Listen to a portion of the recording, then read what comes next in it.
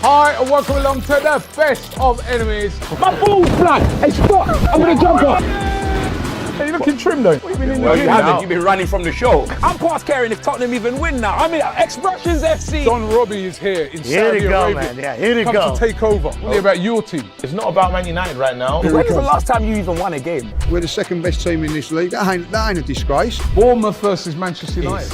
I'm sweating, but we're going to win that game. Yeah, man. Trust me, Saudi Arabia versus Oman. I got Saudi Arabia, man. They ain't gonna let me down. What an exciting game. You were rough. You weren't rough. That was offside. That was offside. Saudi #1. We are here today for the burial of Arsenal's Premier League dream. Let's start again. Hi, and welcome along to the best of enemies. How you doing, Rob? How are you, bro? Well, none of you two can talk to me because at least we challenge for the league. Yeah. Arsenal not winning the trophy is your trophy. So you asked a question. That's all you've done this So season. what have you done in the What have Champions you League? done? You've done nothing. This season, yeah. Tottenham will win a trophy before Man United. I'm going to go for 3-1 to Arsenal. Away from home. Yeah. We're going to get 3 corners.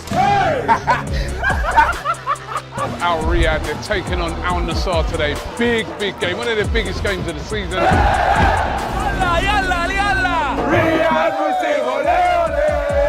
You will never even win the Champions League Right. because we see things you will never see, Robbie. Do you know how shameless you are, bro? You're supposed to be winning the league, but you're doing a hate-along, bro. This is your fault. I've been this by a tractor. You've brought in opera singers. When you say Tottenham, you've got respect on us, blood, yeah? Depart the room for about the next 5 minutes or so. How? Because we're going to talk about the Champions League. Emotional. Who would have thought that a Tottenham fan, a Manchester United fan, and an Arsenal fan would get along? Well, sometimes. Let's go.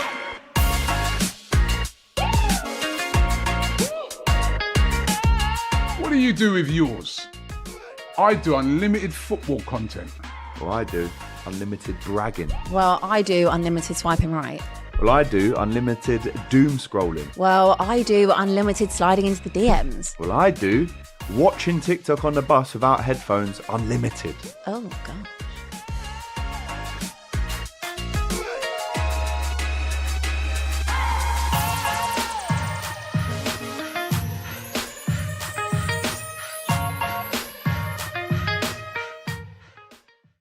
Yes, people, you heard that right. We've teamed up with Rocket Mobile to make their mobile phone plan for football fans in the UK for just £16 a month. There's unlimited calls, unlimited texts, unlimited data, and 20 gigs to use when you're abroad in the EU, obviously in selected countries, but all for just £16 a month. And you also get perks, content, and other prizes as soon as you make that switch. You should know the drill by now. Scan the QR code on the right-hand side of your screen, or click the link if you're watching on YouTube in the description or the live chat to learn more about the fantastic deal, as I've been telling you every single day, 5 days a week, every weekday from 5 till 6 p.m. But apart from that, we have got Champions League preview to do. And today, joining me, it's Laurie. How are you, my friend? I'm all right, man. I'm very impressed with the way you read that out. But then I'm thinking to myself, that must be in your subconscious so much that you probably wake up in the morning and it just flows, doesn't it? I'm pretty sure I could say it in my sleep. I reckon you Yeah, could. and I still mess it up about twice a week. No, but that delivery was good. Thank you. You know what it is? But it's whenever I'm on with Abby, that's when I always mess it up because she starts looking at me off camera like this. Oh, I see. You're right. Really right, interesting. yeah. She winds me off about it so much. But we got 4 big Champions League games on today. You know, why does a Manchester United fan keep previewing all the Champions League games? It's because I'm here to hate watch all of them. And we are doing, by the way, for those watching at the moment, all those of you watching on Samsung TV, we're doing a watch along for the Champions League games on DR Sports YouTube, starting from about 7:30ish, I think it is. Well, previewing, obviously, and watching along with all of the Champions League games that are going on at the moment. But there's one, actually, Laurie, which is kicking off in about 45 minutes. And that's Liverpool going away to Galatasaray. Yeah, can I just ask, why in some of these games, because our game tomorrow starts at 5:45 as well, why is that? Do you know? There's always one that starts earlier and then the others start at 8 p.m. But I'm assuming it must be some sort of time difference thing. I don't know what the time difference is between here and Turkey. If anyone in the comment section does know, please do let us know. But I also, because it's always it seems to normally be, if it's involving an English team, it's in an away game. is like normally with these things. But there is normally, because remember in the Champions League, there's normally some earlier kickoffs and later kickoffs. I think they've just got to keep that slot, obviously, because it keeps viewer retention and everything. But the lineups are already out. We may as well start, obviously, the news we knew yesterday that we covered with FJ yesterday, talking about Alisson's out. So Marmashvili does start in goal with a back four of Kirkes, Van Dijk, Konate and Gomez. And then McAllister, Gravenberch with Wirtz, Soboslai, Salah and Ekitike. It's kind of pretty much what we expected from Liverpool, but it's going to be a hard challenge for Liverpool tonight. Welcome to hell. That's what they used to call Galatasaray away. Always going to be an interesting game. Of course, Galatasaray have got their own 3 hour difference apparently, so that makes sense. So if it was 8 p.m. kickoff, they'd be kicking off 11 p.m. Turkish time. Oh, so it makes sense why they then moved it. Why that game is the forward one. Is in Germany. That's still an hour ahead. Germany's still an hour ahead of the UK, isn't it? Yeah, it is. I believe so. All of the countries in Europe would be the same. But anyway, it matters not. It matters little. In terms of the Galatasaray-Liverpool game, that is a very intriguing game, actually, because Galatasaray away from home, especially, is always a difficult game. Yeah. And obviously, they do have some good players as well, notably their forward, Osimhen. And Liverpool defensively this season have not been great. So I would imagine that Galatasaray are approaching that game thinking that there's something to be got from that game. I do think Liverpool are the favourites over 2 legs, but it'll be interesting to see how the game plays out tonight. You know what I always find so interesting? I don't know why I'm surprised every single time this happens, but every time I look at the starting 11 of a Turkish team, either pretty much any Turkish team, I'm always like, oh, I know that guy. I know that guy. And it's like I literally watched Galatasaray a couple of weeks ago play Atalanta, and I'm sat here going, oh yeah, Lucas Torreira. Yeah. Oh yeah, Davinson Sanchez. Oh yeah, is it Mario Lemina? Yeah, Mario Lemina obviously used to be at Southampton. Obviously, Osimhen we know as well.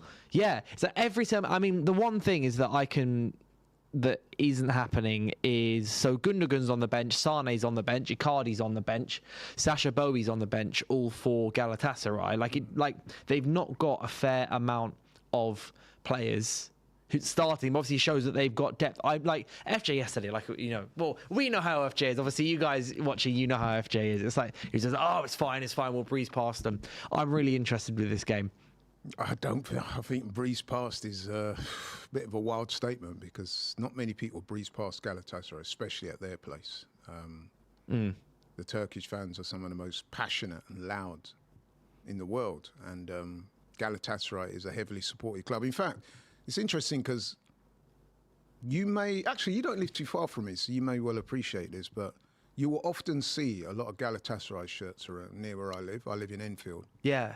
And you often see Galatasaray. Oh, big Turkish population there. Exactly. Yeah, they're well supported. Are they the biggest, like globally, the biggest of the Turkish clubs? I would have thought so. Yeah, you got Besiktas and Galatasaray, and who else? Yeah.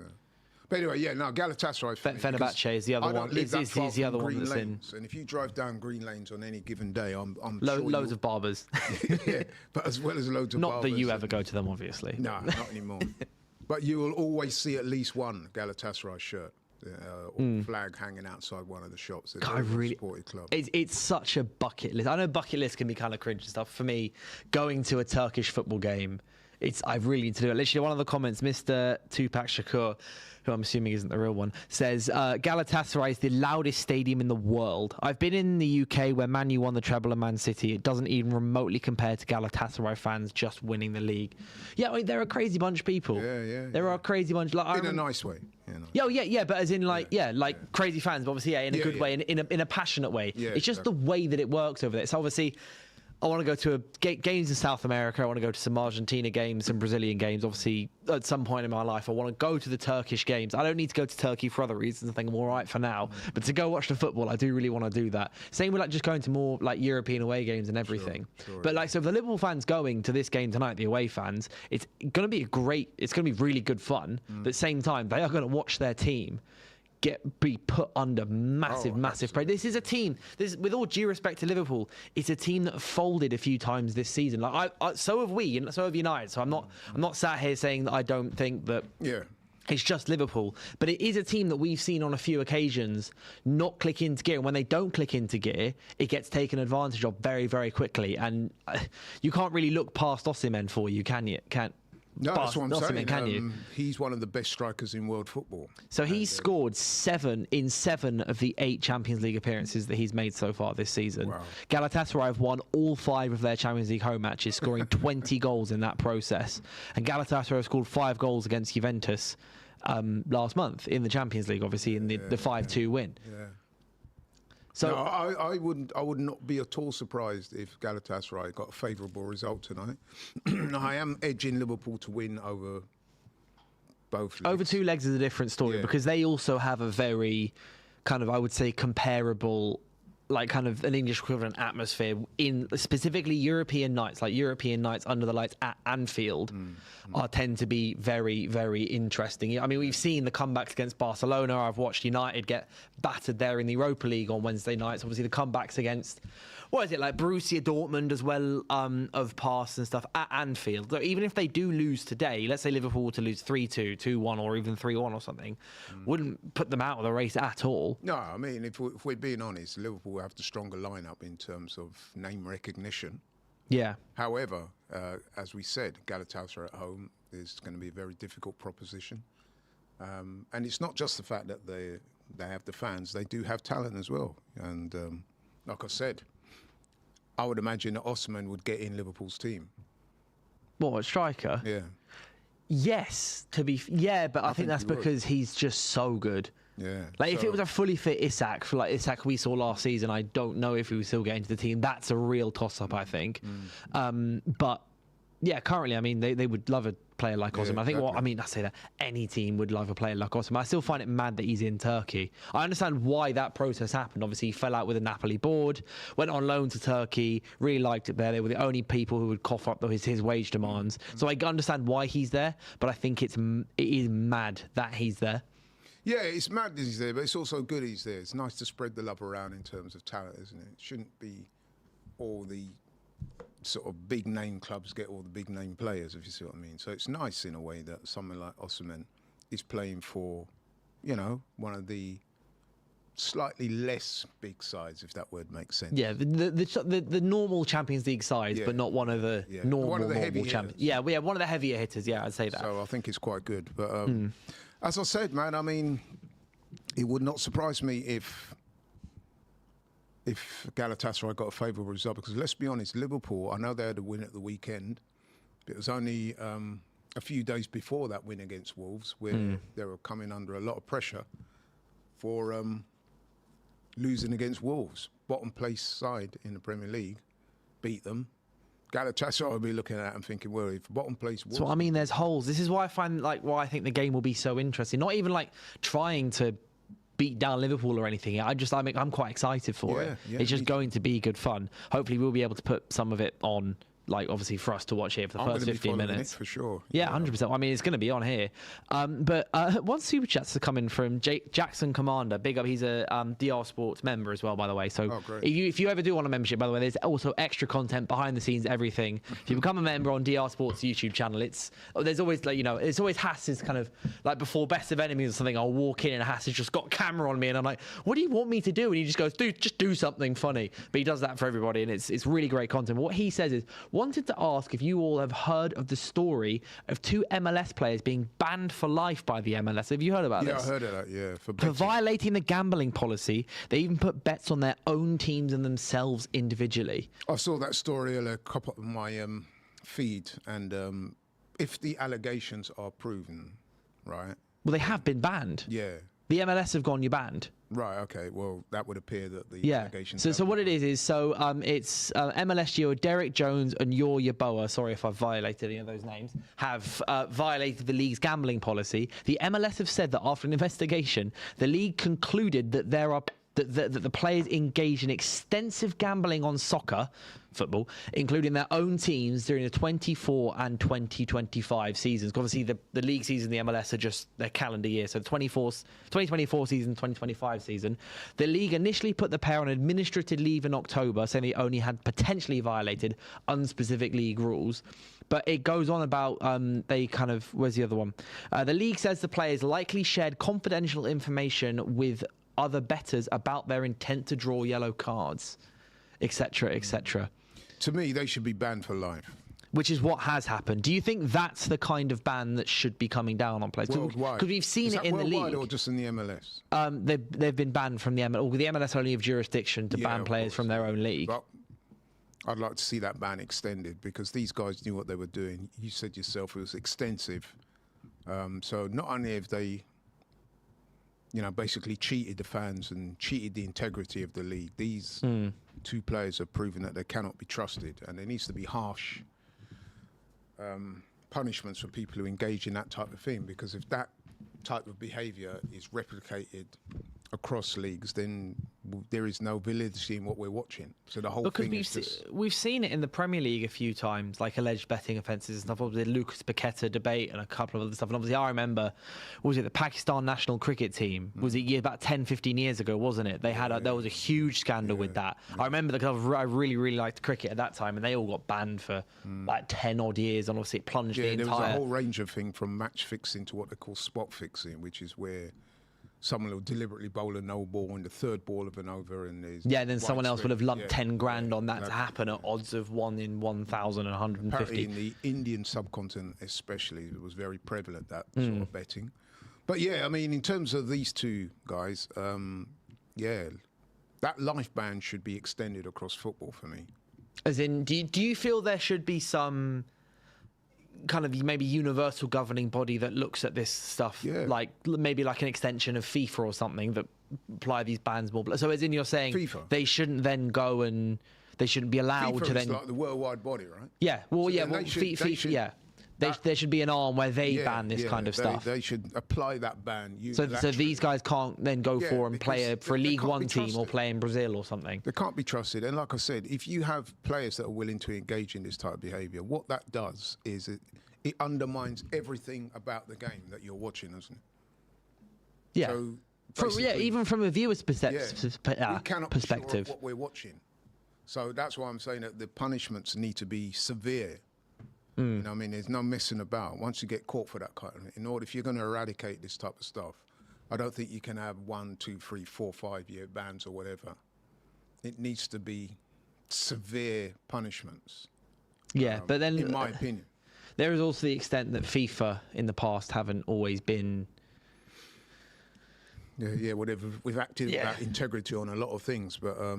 Yeah, that's my view. I mean, well done to the MLS for doing that. But like I said, that should be widened out across football. Right? So don't think that they can... In other words, what I'm saying, you've been banned by the MLS. Don't think you can come to anywhere in Europe or Australia or anywhere else in the world. You can ply your trade after doing something as bad as that. I think it should be a life ban. I'm pretty sure most people out there would agree with me, actually. Because it goes to the very heart of what we're watching.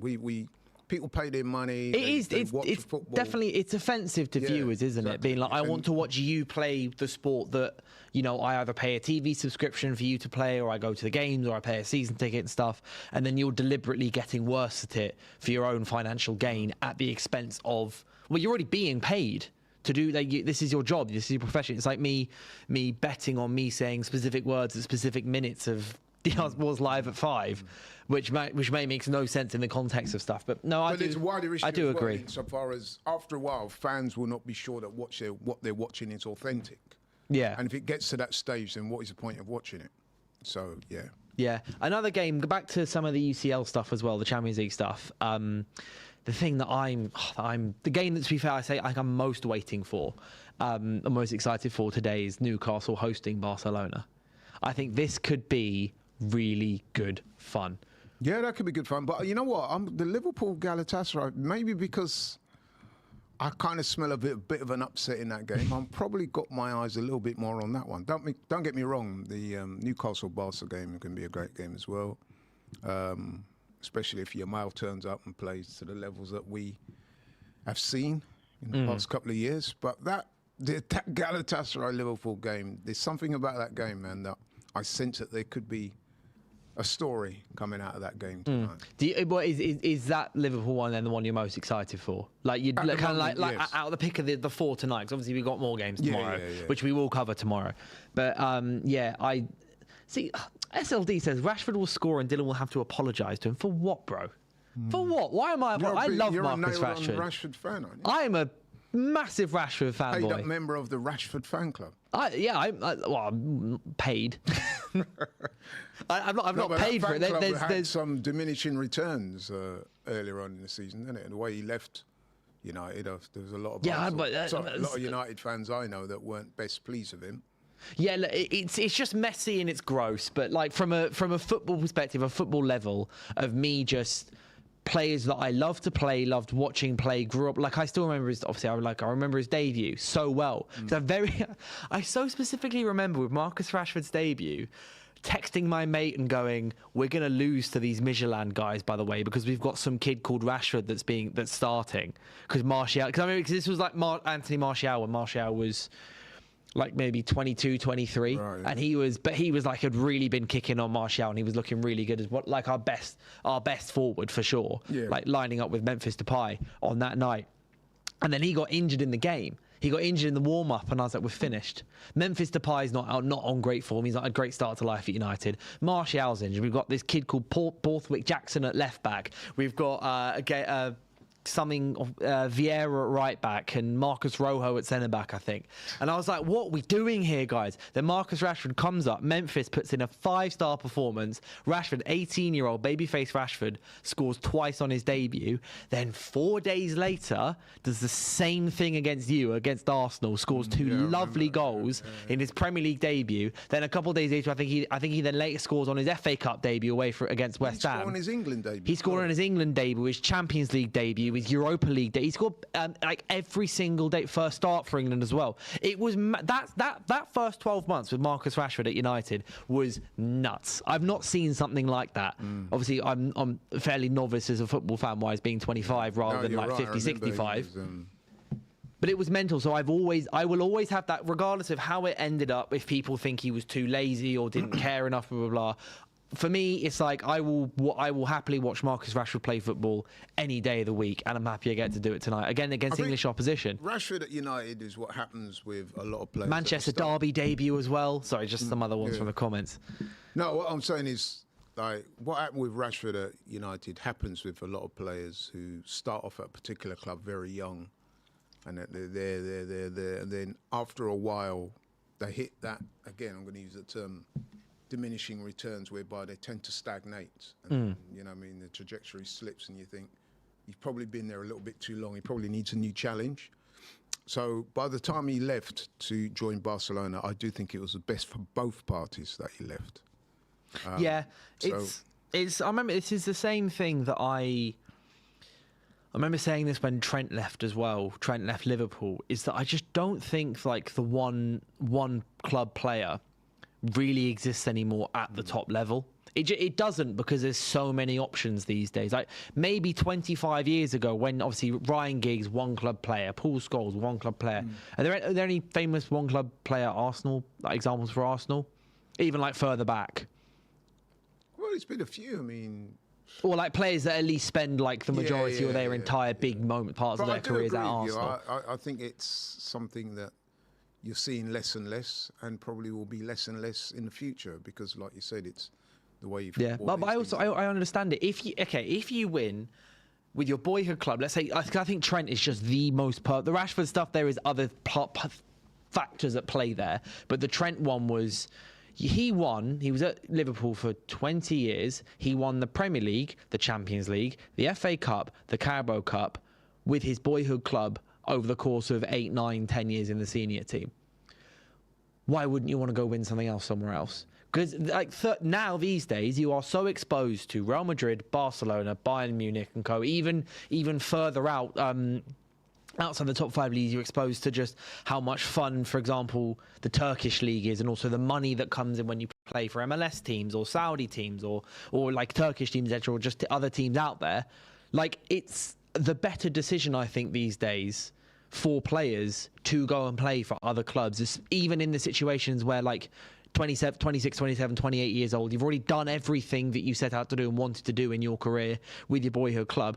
Go and have fun somewhere else. I mean, the Trent hasn't really worked out at Real Madrid yet. He's had injuries and poor form. But for the most part, I do understand it. And it's the better thing to do. Like, well, I don't think it's all... Yeah, I know what you're saying about the go have fun, but it's more than that, really. When you get guys of that ilk, they want to challenge themselves. They want to play in a different league, learn a different language, embrace different cultures. So say, for example, I'll use one of our players as an example, Bukayo Saka. Now, he's just signed a new contract. Now, sitting here, I would love to say to you that Bukayo Saka, who's a prodigious talent and been Arsenal boy, Haaland kid, it's going to lead Arsenal into that next generation, hopefully, of winning trophy after trophy. But there will come a point at some point here. I know it sounds difficult to say now. I'm sure there will come a point in that man's career where he'll sit and think, you know what, I've been at Arsenal since I was a kid, Haaland's through the academy, first team, won title. Let's go have some fun somewhere else. Yeah, so there will come a point where he will want to challenge himself. That is just natural human behaviour for most people. Yeah. Even though he's comfortable, even though he's happy, even though he's still probably playing first-team football and banging in goals, I'm sure there will come a point in his career where he will sit back and reflect and think, you know what, I wonder what it would be like to play for Madrid or Barca or Bayern or, you know what I mean? I'm Especially sure if Arsenal get the success that you're lining yourself up for over the next couple of years, win the league title this year, let's say you try and push for European trophies the next few years as to try and pick up obviously another Premier League or FA Cup or something. What else is there to do? Exactly, and I'm one of those fans, maybe because I'm a little bit older than most, I don't hold that against them, I don't begrudge them that, because I understand it. I agree. And the better you are, the more you're going to want to challenge yourself, the more these guys have that within them to want to do that. So we have to expect as fans that it's going to happen at some point. Yeah, like for me, like the Rashford stuff, it does break my heart to a certain extent because of what it could have been, like what it could still. We need a left winger. We literally need a left winger, but obviously we gave him a mad contract. He just isn't financially viable to play keep Marcus Rashford anymore, which is a big part of why he is being moved on, and that's just down to that's not his fault. Yeah, I mean, towards the end of his tenure at Man United, it was becoming obvious to everybody that he was becoming stale there. You could just tell. That's also true. You could just tell. The body language wasn't quite right. You heard about stories of him, you know, engaging in behaviours that was, shall we say, less than professional. You know what I'm saying? So he needed a move. He's got his move. I'm looking at some stats here. What's he got?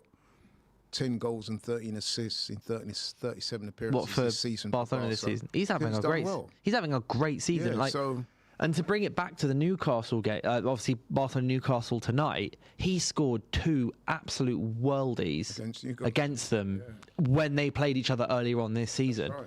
Like it was 2, and that was kind of his first real kind of Marcus Rashford's here, because he didn't really have a pre-season. He signed kind of mixed pre-season. He took him like 7 or 8 league games, I believe, to score in La Liga. But he scored 2 absolute worldy goals against Newcastle, and since then, like I don't know if he'll start tonight. You can understand the motivation he would have had coming back to the UK for the first time in the Champions League. Yeah, it was so written. Yeah, exactly. It was so written. And Rashford tends to have had great games in Europe. But like looking towards this game, Newcastle's only win over Barcelona came in 1997. Newcastle have conceded in every match since late January and are on their longest ever Champions League unbeaten run in their last 5 matches. They've not lost for 5 games. Whereas Barcelona have failed to keep a clean sheet in any of their 8 league phase matches than Champions League earlier on this season. Have won 10 of their last 12 matches against English opponents in the Champions League knockout stages. And obviously they won a domestic treble last season under Hansi Flick. Yamal's got 5 goal involvements in his last 3 La Liga matches. Goals, it seems. Newcastle are leaky. We've seen it in the league all season. Statistics also suggest that Barcelona are kind of leaky but like to score goals, and Newcastle have goal scorers. I would say, and listen, you know, I'm saying this as a relative neutral. I do like to see the English clubs do well, but we've got to be honest. Barcelona are heavy favourites coming into this tie. Over 2 legs maybe, but would you class them as heavy favourites at St James's Park? I would be surprised if Newcastle beat them, even at St James's Park. I could see them getting a draw.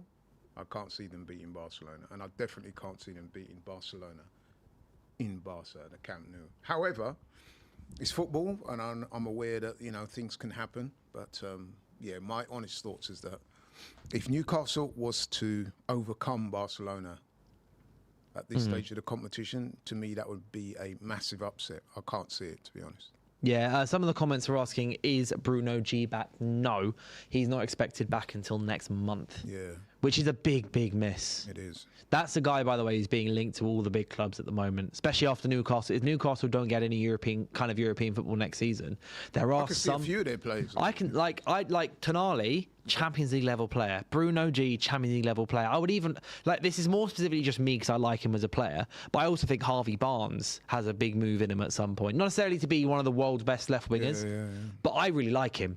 No, he's as like a solid player. Yeah, I mean, Newcastle on their day, they're good. They can play football. They're physical. They're strong. They've got some pace in the team with Elanga, but they're not quite clicking this season. I mean, they've been very inconsistent. They're fatigued. Honestly, I really think they're fatigued there's as a lot well. of teams that are fatigued, but they've been inconsistent right from the start of the season. Yeah.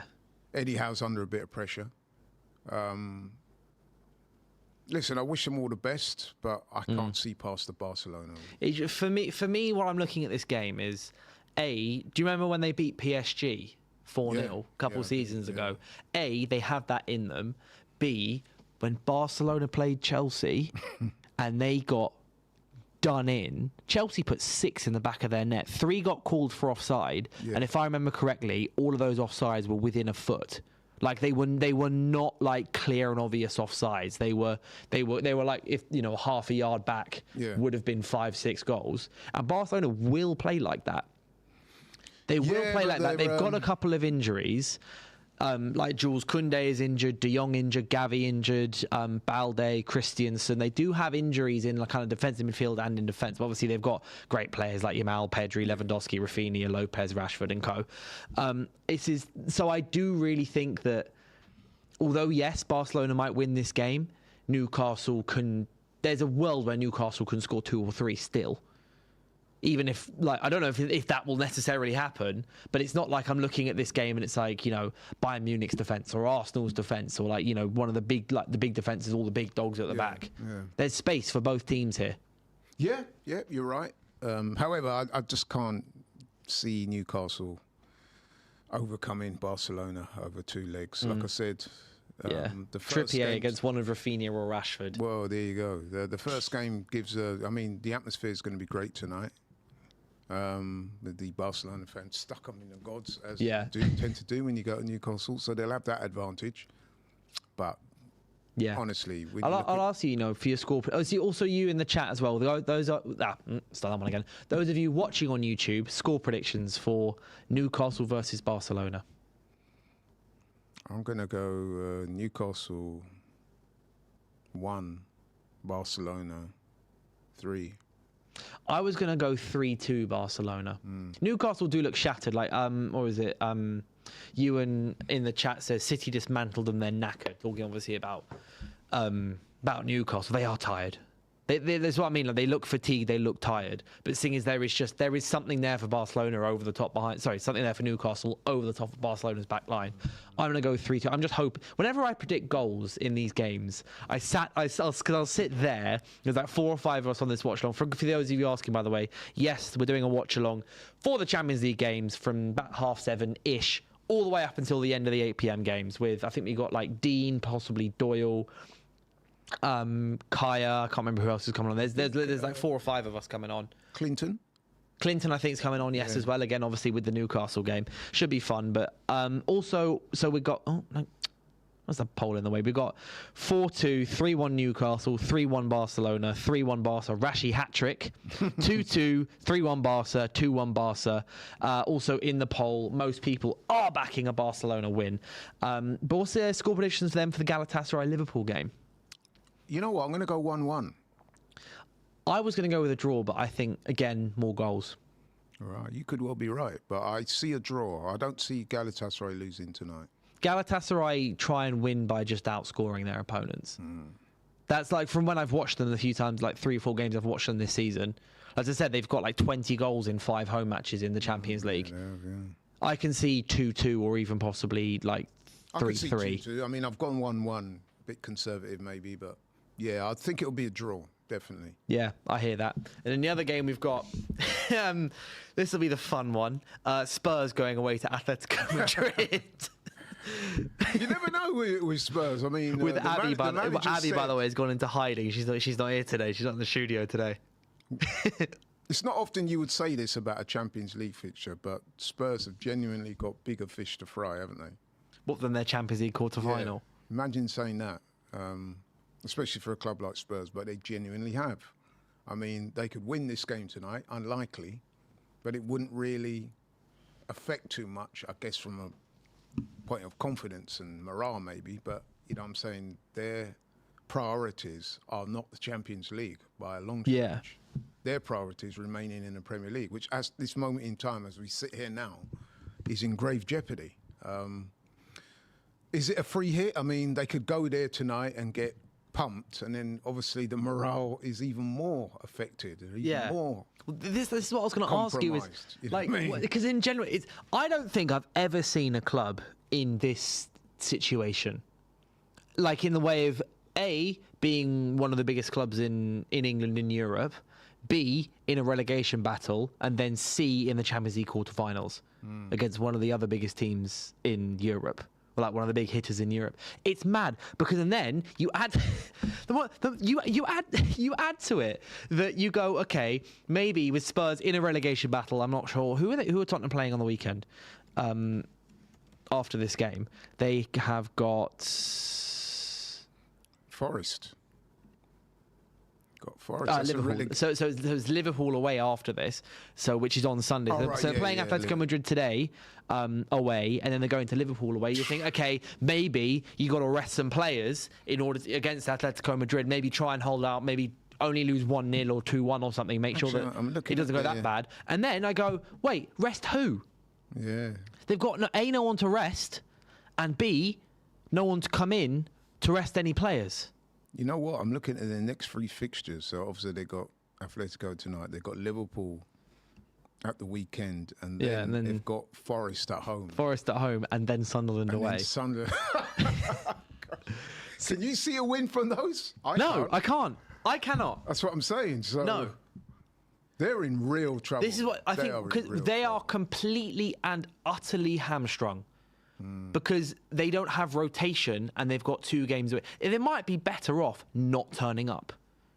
That genuinely might be. They've been doing that a lot this season. Yeah. But just coach breaks down in the middle of Madrid and you go, sorry lads, gotta stop this. Like, they've got to be hoping, and I heard their manager talking to that effect. He said, listen, we've got to forget for one. He's not saying it's a free hit. What he's saying is, look, let's use this as a welcome distraction. Go out there, express ourselves, get a result. And then if we get a result, and I'm assuming that a draw would count as a result. Yeah. I think it probably would. Then that will lift them in time for their game at the weekend. But the problem is that game is away to Liverpool. Which they just aren't winning. Yeah. They don't get anything from that game. I know Josh in production is convinced Spurs are winning 3-1 for some reason. Don't know why. He was trying to bet FJ 50 quid yesterday before the show started. Really? He was saying I bet you 50 quid Spurs win if Liverpool don't lose. So if Liverpool don't lose, I'll give you 50 quid, which I thought was mad. FJ didn't take it as well. Yeah. Oh. But no, I like. Part of me would say in theory I feel for Spurs, but I don't at all. It's interesting because I'm not sure if it was Kenya. It might have been Kenya. Obviously, Kenya knows her ball, and the question of relegation was raised, and I think it was Kenya anyway, and she was saying, I don't see why so many people are so surprised that Tottenham find themselves in this trouble, because even though they won the Europa League last season, weren't they 17th? Or yeah, they finished like 17th. So really, logic dictates that, you know what I mean? Why wouldn't they be down there? What it is because for me... Because they were last year, and they've obviously not improved. Yeah. So... What it is for me is, I find it crazy. I find what I'm watching crazy every single week. I find it I can't believe it's actually happening. But at the same time, I can see exactly what's happened and why it's happened. Because as you said, I think I raised this point yesterday when we were on live at 5, is that Spurs have broke the record for losing the most games in a season without being relegated. No team in Premier League history has ever lost 22 games and stayed up. They hired a new manager and then brought in some players, and you think they should be all right this season. But obviously it just started going, like, it was just the wrong manager, the wrong players. I'm going to say this, right? I'm not going to be wise after the event or in retrospect. I actually thought that Thomas Frank would do well at Spurs. So did I. Well, he started very well. Yeah, because I remember in pre-season, I remember it well. We played them in the pre-season Far East game. Where was it? Anyway, that doesn't matter too much now.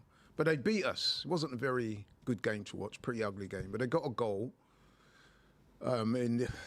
Was it towards the end of the first half, and kept us out for the remainder of the second half. Even though it was a friendly, I thought, Thomas Frank will be an upgrade on. Yeah, they scored a goal from halfway, didn't they? That's right. Yeah, they caught Raya off his line. They got the goal, and then they just shut it down in the second half. And even though it wasn't a great game to watch, I kind of looked at that and I thought, compared to Ange, who was like this just kamikaze football.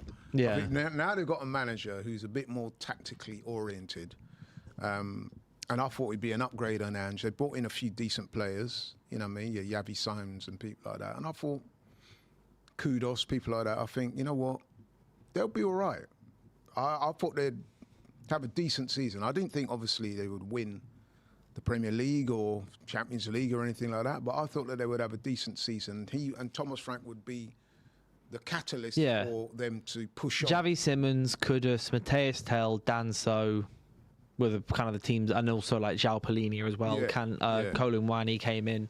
Because I remember when they brought in Palhinha, a lot of people thought, "Oh, that could be a really good signing." You know what I mean? Yeah, Abby kept saying to me, "I've fallen in love with the lone player." Yeah.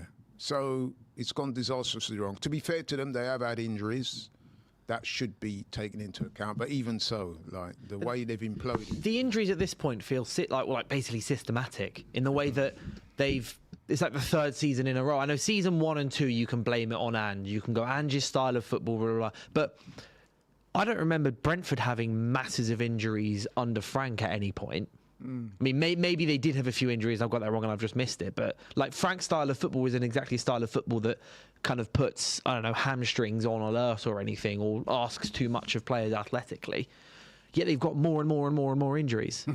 So it's like at this point there must be someone in the club who's got something really wrong. I don't know if like the nutritionist has accidentally made the wrong kind of hydration water or something. I just don't know. We've had a litany of injuries this season. Yeah, but as well, I've been saying this for a few seasons now at Arsenal. I do think maybe it's a risk versus reward thing, but whatever Arteta's doing in training does make players at Arsenal more prone to injury, because every single season you've got at least 5 or 6 players who spend 2 months out. You know what I don't understand is, and I've said this before and I'm going to repeat it, is that when you think about the length of a football season, in the close season and the start of the season, they do all their drills and they're running, and that's when you put in the hard yards, right? So you're doing all that stuff.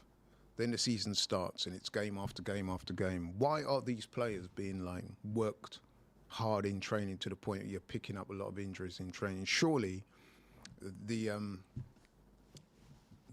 work in terms of getting you fit should be done before the start of the season and maintained, not thrashing players to death throughout the season, especially when you've got game after. And I'm pretty sure that is why we're seeing a lot of clubs get injuries to this point. You know what I mean? Because if they've done all the work at the start of the season, and then you're working these players hard in training, and I'm being told that clubs like Arsenal, I'm not sure if Spurs are the same, but I've been told that Mikel Arteta demands a certain work ethic in training, that it's not surprising you're going to get injuries, because the body can only take so much. But anyway, to go back to Spurs, like I said, I thought when Thomas Frank took over, he would be an upgrade on Ange. Apparently not. And they've just gone into freefall. And now we're at the point where fans... Parachute's just not opening, is it? Well, you've got fans and pundits openly questioning the commitment and the heart of the players, which is always a bad thing. You see, it's one thing to be not performing, right? But when you're accused of not trying or not trying hard enough, that is something that is an insult to your integrity as a player. So If that is the case, where some of them have down tools or can't be bothered, which is what I'm hearing, then that is a sad indictment on Tottenham. Yeah, there's just no inspiration, which is why, I mean, we've covered it a million times. Why didn't you hire Harry Redknapp? Like, I think they missed a trick there. They more than missed a trick there. They made the wrong decision in my humble opinion. Chatting to a few Spurs fans, Fuad and one or two others. Shout out to Fuad. And when I suggested Harry, the response was, "Yeah, but he's too old. He's been out of the game for this length of time." Blah blah blah. Man. And I just thought he's not that old. He's super rested. He's ready. Yeah, and what he would have done, say what you want about Harry, is tactical nous or lack thereof, whatever you want to say. I personally think he's a very good manager, or was. But tactical nous was not really on the menu. What they needed was somebody to come in and galvanise them, put an arm around the players, metaphorically speaking, get them to believe in themselves, get some energy, some momentum going. Yeah. Tudor's come in and he's not been able to achieve that so far, and that's obvious. Have you seen the clip about Pedro Porto joking about someone coming in and playing centre back? And I was watching Tudor in the clip, and it's like he doesn't even recognise that it's a joke. Like Porto's trying to do something light-hearted, lift the mood a bit, and Tudor's there like. Well, you can see he's not that type of guy, isn't he? He's not, and I feel like Michael Carrick, I'm sure, I know obviously bringing him back to United or whatever, and Michael Carrick, I'm sure, will be able to have a bit of a laugh and a joke with the players, or will understand a sense of humour, or have some sort of level of being able to just cut through noise and calm things down. When you've got someone like Tudor, who just kind of seems to be laser focused and XYZ, and I'm going to do my job. I need you to play as your wing back. I need you to play as an inverted centre back. I need you to play in a midfield too, and just go and do it. There's no inspiration. There's no He's also cut a bit of a lone figure. There doesn't seem no warmth among that bench, that whole team. There doesn't seem to be no vibe, no atmosphere, no ambience, no togetherness. It's crazy. And those are the types of things you need when you're going into battle. That's what you need. You need to see some, and I've not seen that. That camaraderie, that spirit running through the team. I've not seen that at all from them. Whereas if you look at someone like Wolves, I know Wolves are pretty much down now, so you could argue it's too little too late. But the one thing, if you look at Wolves, since Rob Edwards has come in, whether they've won, lost or draw, you see the players fighting on the pitch. They still care. Yeah. Whereas when I see Tottenham, as soon as they go a goal down, is it not better for half of these players if the club get relegated?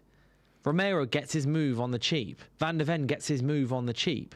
Richarlison's going anyway or whatever. Will be onto their ages. Solanke, this is what I mean. Solanke maybe. Obviously, Solanke, to be fair, is one that's actually turned up and scored some goals lately. Solanke's a Premier League level player. Even if he goes to a non-Big 6 team or Big 5 team, like let's say Watkins goes or something, Solanke can fit in at Villa if he sorts his fitness issues out easily. Paulinho will just go back to Bayern. I'm not trying to cast aspersions, right? Even though it sounds like I am. But what I'm saying is the fact that you're getting captains of Tottenham getting sent off game after game, I think that kind of tells its own story. Yeah. Romero's two yellow cards away from another ban. He's not even played for a month. If players really cared, before game week 32, going on Twitter after a game and talking nonsense. Yeah. I'm talking about their actions on the pitch. If you really cared about the club or really cared about the team, would you be so reckless in some of the decisions that you're making? Yeah. You look back at those and you think, come on, man, those were reckless decisions. You didn't need to do that. A guy's ahead of you, Van de Ven, in that last game. Why are you doing that, bro? Yeah. I mean, because there's still time to recover that. There's no certainty that he's going to score, by the way. Yeah, I know. You've done that, and you've let your team down, and you're the captain. And this is a guy, by the way, that I think is a good footballer. He's a very good footballer. I remember saying at the beginning of the season, I happily still admit that I said Van de Ven, first half of the season, when Spurs were keeping loads of clean sheets under Thomas Frank, they were barely conceding goals. I was like, Van de Ven's quality. Yeah, I said he's one of the top 5 centre-backs in the league at that moment in time on form. Do you want to add that asterisk? I'm not saying he is one of the top 5, blah, blah, blah, but saying so far that season he had been. And I think he's getting kind of a lot of criticism, and rightfully so. He's been terrible of late. But yeah, I also want to talk quickly what your point about fitness and conditioning and everything. Yeah. Obviously, I understand and know that as well because I am running a marathon and I'm raising money for charity. I'm trying to raise £1,000 for Cancer Research UK, running the Brighton Marathon in Oh, it's like 5 weeks now. That should be fun. But if anyone does want to donate any money to Cancer Research UK, literally can be the littlest amount. Links in second line of the description to donate. Obviously, free of charge, everything. Just all the money that will be going. I'm trying to raise £1,000. We're about 400. Do more than that. We're about 450 quid at the moment. But I need to get on to some of the production stuff to make sure. How many weeks is left? About 5 weeks or so. Oh, yeah. No, we should be fine. But trying to £1,000 for charity. Link in the description. And also, if you say you're coming in from DR Sports, or whatever, live at 5, I'll give you a shout out next time we're on stream. I thought you said you were going to match fund it. Huh? No, I don't think I can. Man. Listen, that's a very noble cause. I will certainly be sponsoring. Yeah, thank you, man. Thank you. 100%. But there's one more game tonight. There's one more game. And I want to know how much you're going to keep an eye on this game because it's Bayern Munich, who we all agreed yesterday were probably your biggest opponents, Arsenal's biggest opponents for the Champions League this season. You didn't. But we were saying that, but also we looked at the bookies and stuff and we talked about things and we were saying, if it's not Arsenal, it's Bayern, or if it's not Bayern, it's Arsenal. Will you be keeping an eye on Bayern tonight? Oh, 100%. It's a great game. Listen, Bayern are, it could be argued the best attacking side in Europe right now. Yeah. Well, they've got Harry Kane on a Ballon d'Or charge. They've got Luis Diaz who's flying, Elise who's flying, Gnabry. We have got to allow for the fact, I think it's fair to say, that the German league is not as strong as either Bundesliga packs, or certainly not the Premier League. I think that's fair to say. So you do have to put it into its context. Yeah. But anyway, they're still a formidable team. I've always admired Vincent Kompany, both as a player and now as a manager. So I'm not surprised they're doing that well. And yes, they are going to be one of the favourites for the Champions League. But with the Champions League, I don't think you still can't write off teams like Madrid and teams like that. You know what I'm saying? Because the nature, the magnitude of this competition means that teams will play above themselves on any given day. So you really can't, you know what I mean? There's so much riding on these games that there's no clear favourite for me. And I'm including Arsenal in that, even though we had such an excellent group phase. Yeah. We're not favourites to win it. We're one of a number of teams that could win it, but it's nothing's a given. And that's what makes the tournament so exciting for me. Yeah, fair enough. I mean, I'm tuning in to watch Elise play. Yeah, I miss that guy in the Premier League. I say I miss him, but he destroyed us on a couple of occasions. That clip of him going past Casemiro just will never leave my head. But aside from that, Elise is a fantastic player. Looks like the lineups aren't out yet, but you've got Atalanta, they came over, they overturned a 2-0 deficit against Dortmund, obviously another German team, in the playoff round. Drew 2-2 with Udinese, thank you. I think I'm losing it. Drew 2-2, with them in the last match. And it's the first time they're ever facing Bayern in a competitive fixture. Oh, wow. Fun fact. They're also the only Italian team in these. They're the only ones left. Yeah, well, we had a conversation a couple of weeks ago about Italian football. It's not looking great for them at points. Before we get a little bit of reaction on what's gone on so far in the Liverpool game, which I'll tell you about, Atletico Madrid, Tottenham score predictions? Atletico 2, Tottenham 0. And if they get an early goal, it could well be more than that. But I can't see Tottenham winning that game. I can't even see them getting a draw. And then what about Atalanta, Bayern Munich? I've got to go for Bayern, haven't you, really? Yeah, Where is that first leg, by the way? It's in Atalanta. So Bayern Munich have the second leg. That might give them more of a chance. Atalanta 1, Bayern 3. And I do want to let you know, Laurie, it's 1-0 to Galatasaray. Whoa! Yeah, so we're just going to see if we can get the game up here right up until the end of the stream. But Lamina has scored 7 minutes in, by the way, assisted by Victor Osimhen. And this is, by the way, some of the chat let us know. Galatasaray started terribly. I'd love to see Galatasaray win tonight. Sets up that game. That's what I like. It's the way of the Champions League. Yeah. But so literally, there's an early chance for Liverpool. Lamina squanders possession on the edge of his own penalty area and plays ball through to Wirtz. German takes a shot first time, unable to find the target. Then literally, this is Fotmob's commentary. In the 4th minute, they said Galatasaray have been awful in possession during the opening minutes. They've already given the ball away numerous times in their own half, with Liverpool unable to make most of it until now. Galatasaray, blah, blah, blah. Then they scored. Well, sometimes teams can score against a run of play and then they can get their confidence up. And then when you've got a crowd like the one they've got, you know what I mean, they can play off vibes, which is probably what they're doing at the moment. I don't think vibes is the fair word to say for it. Like, it's more of a 12th man thing, isn't it? Especially away from home. I'll say it's a vibe. You could feed off the energy of the crowd. Well, vibes, but I which feel is like, what a vibe is, isn't it? But the word vibes is sometimes used in a little bit of a condescending sense. Really? Well, you know, like when we brought Michael Carrick in, it was all just, oh, what, you're going to win versus Man City because of vibes. No, but in the culture that I obviously inhabit, not to say that you know where I'm coming from. I know where you're coming from. Vibe comes from. And when we say you're on vibes, it means that you're feeding off the energy. Yeah, man. Well, that's the best way to. Yeah, that's the best way to do it. It's a good word. Yeah. I don't look at it as condescending or derogatory. Fair enough. I think it's just something that human beings do. You know, you can feed off a vibe. What a touch! It can lift. Oh, look, they're in. They're Galatasaray again. Come on, TV.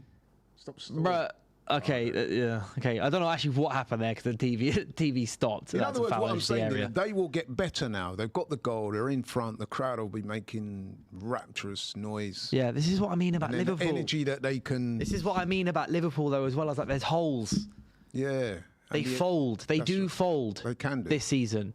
And like we can talk about why, like I mean, there's so many reasons why. I think a lot of it is down to slot, but yeah. You saw it the other day in the FA Cup. I watched the game with Port Vale and Sunderland. Port Vale, they didn't start that well, but the one thing they did, they had a lot of energy and they fed off that, and then slowly but surely they improved over time. And they ended up outplaying Sunderland. Got a deserved win. Old School Candy asks, if Liverpool lose this tie, does Slot get sacked? I'm assuming 2 legs is what they're talking about, and obviously this is just one game. I'm not sure if that will happen, but if they don't qualify for the Champions League, then I think his position is untenable. If they don't get Champions League football, by the way, he should be. He should be. And Liverpool, to be fair to them, are not the they're not a hair trigger club in a way. Say Notts Forest are. Yeah, I mean, I think no matter what happens this season, unless Liverpool win the Champions League, Liverpool should be assessing their options no matter what. And they would be stupid not to. They have to look at this season and go. Well, they might give him some credit in the bank because he did win the league last year. Yeah, but I think expectations. I think that's pretty much run out. I remember saying at the beginning of the season. That might be what keeps him in. Listen, if they qualify for the Champions League, they may even win the FA Cup. You never know. No, I mean, that's what I mean. It's like, unless they will win the Champions League or something, if they qualify for the Champions League, cool, that goes in his favour, but they shouldn't be going, oh, you qualified, yeah, it's fine, we'll keep going. I think they do have to sit there just as a business, as a football club, and go, there are other managers out there. That's dangerous. Osimhen! Oh, that was very close. In fact, it could be argued he should have done better with that and scored. Come to the Prem, man. Look at that. Do you think he should have scored this? Wait, let me watch the replay. Watch it. God, what a ball. A guy of his quality, that should be. Oi, Van Dijk, what are you doing? Look at the lead. Doing nothing. You know what? Yeah, I agree. That should be on target at least. That should be on target. And if that is on target, then Radishvili or whatever his name is, he's in Mamashvili. Yeah. Now, what we're seeing now, Dylan, since me and you have been watching this, it's all Galatasaray. I got to say, as soon as we actually tuned in, they flipped a switch. Liverpool haven't had the ball. And this is what I'm saying about playing off vibes, and energy and momentum and confidence. I mean, Galatasaray literally are 1-0 up. But what Liverpool will have to do is ride out the storm and come back. With the answer for Arne Slot is that if he goes out this tie, the only thing that could save him is finishing the league strongly. But because let's say Liverpool get knocked out in the next, who would they have after this round? I can't remember. Who's the other side of the competition? It's Chelsea or PSG, I believe. So if they get knocked out to PSG in the quarterfinals, then, or was it the semi-final? Yeah, the quarterfinals. Then you can kind of go kind of fair play because PSG are the current champions. Why the contributors said that is because, let's be honest, Galatasaray are seen as one of the less strong sides, if not weaker, sides in the tournament. So to go out of the Champions League to them would be seen as a big underachievement. However, I don't think that they would sack him off the back of that. Not off the back of this, because they can still get Europe. Exactly. But if they don't get European football, then he should be should be gone immediately. Yeah, his position is Say upset. thank you for whatever. All the players come back, fresh new manager, start beginning of the season, pre-season, obviously Isak back, get everyone firing. But that's where we're going to end the show for now. Thank you very much, Laurie. It's been a great show. As always. It's been a while since there's just been 2 people on Live at 5 as well. Less shouting. It's been nicer to manage. But we will be back at around 7:30ish on DR Sports YouTube to watch along for the other games. Obviously, the Liverpool game is on at the moment. Come back at full time, at 7:30 to see our reaction to the game as the game finishes up and everything. Apart from that, thank you guys so much for watching. If you're on Samsung TV, I'll see you in a couple hours. Cheers. Let's go.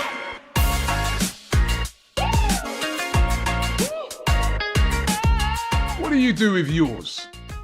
I do unlimited football content. Well, I do unlimited bragging. Well, I do unlimited swiping right. Well, I do unlimited doom scrolling. Well, I do unlimited sliding into the DMs. Well, I do watching TikTok on the bus without headphones unlimited. Oh, God.